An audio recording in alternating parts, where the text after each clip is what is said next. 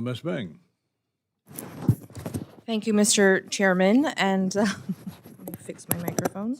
All right, we don't need it. I want to piggyback off a little bit about Representative Dean's banana example and how it affects the cost of living for our constituents all across America. You know, I have heard from many Asian American business owners. They own restaurants, they own supermarkets, they own well-known supermarkets like 99 Ranch and H Mart. They are really concerned about the rising costs of goods, like anything from basmati rice to the burdock root to different sauces that are utilized by the Asian American community, fastest growing community in this country. I know that you mentioned, you know, due to the tariffs, the price will eventually come back down.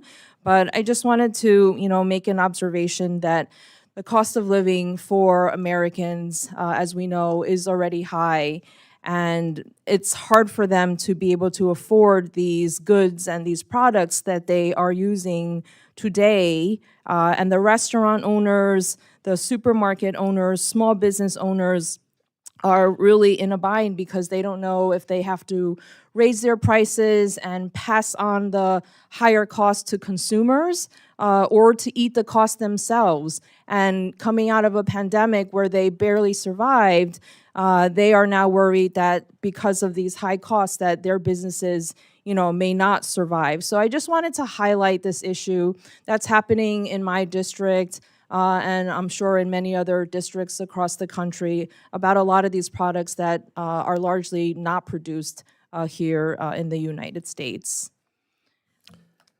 The inflation under the Biden administration was very, very difficult and created a very difficult time for Americans across the country. Well, the prices have gone up recently, starting this year. Fortunately, inflation, as the last numbers were very low, in the low twos, and back to toward the level that the Fed says is their long-term goal. So that's very promising. But I will tell you, in our trade deals, our expectation is for unavailable natural resources, a banana, right, other spices and the roots, the things you've suggested, your expectation should be there will not be a tariff. But when we give that to a country, right, like coffee, right, when we say to Ghana, okay, we will not charge you a tariff on coffee or cocoa, but you will open your market to allow our farmers to sell soybeans. Because you're blocking us on soybeans, why do you expect to sell us coffee and cocoa and not let us sell soybeans? It seems unfair. Let's make that fair. And that's an example of a trade deal. Granted, these are small countries, but that's the kind of model that when we're done, we will not have tariffs on unavailable natural resources, but we will have market access for our farmers and our ranchers. You know, our chicken and pork and beef are treated horribly around the world, horribly.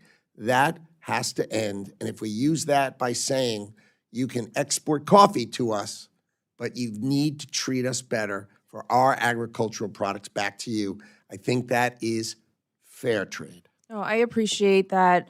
Do you have a sense of a timeline? I appreciate that the cost will eventually come back down, but when my constituents, you know, just average individual consumers or small business owners are asking me when the prices will come back down, prices that have gone up only in recent months after this new Trump administration, what can we tell our constituents?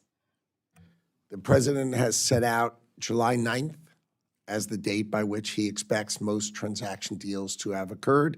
If they don't occur because of back and forth, the president can just set the agenda and say, here's your offer, and set that trading deal in place. And your expectation should be by July 9th.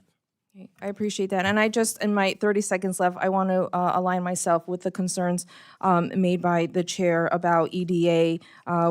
This is a program that is very important. You know, programs from Tech Hubs, the Recompete program, the Good Jobs Challenge. So many programs are important to our rural areas, to job creation, We know that in your confirmation hearing, you pledged to maintain these programs, and we hope that that will continue.